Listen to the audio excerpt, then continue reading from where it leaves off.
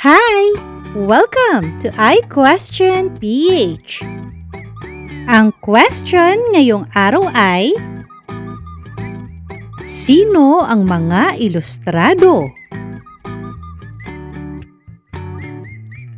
Ang mga ilustrado ay mga Pilipinong nakapag-aral at nakapaglakbay sa Europa noong panahon ng kolonyalismong Espanyol. Dahil sa kanilang edukasyon, natutunan nila ang mga ideya tungkol sa kalayaan, pagkakapantay-pantay, at karapatan ng mamamayan.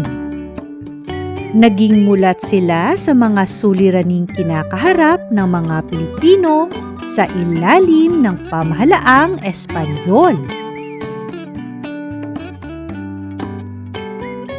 Ginamit ng mga ilustrado ang kanilang kaalaman upang ipaglaban ang mga reforma sa mapayapang paraan. Kabilang sa kanila sina Jose Rizal, Marcelo H. del Pilar, at Graciano Lopez Haina. Sa pamamagitan ng kanilang mga akda at ng pahayagang La Solidaridad, inilantad nila ang mga pang-aabuso sa mga Pilipino at hinikayat ang pamahalaang Espanyol na magpatupad ng mga pagbabago.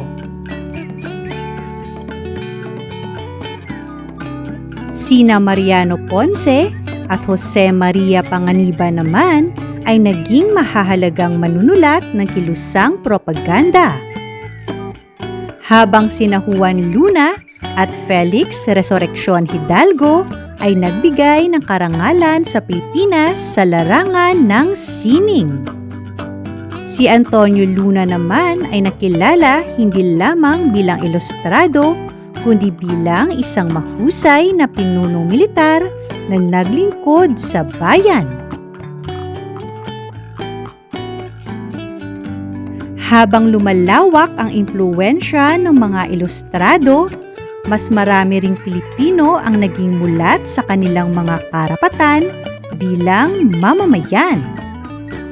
Ang kanilang mga ideya ay nakatulong sa pagbuo ng mas malakas na damdaming makabayan na kalaunan ay nagbigay daan sa pagtatag ng mga samahang naghangad ng tunay na kalayaan.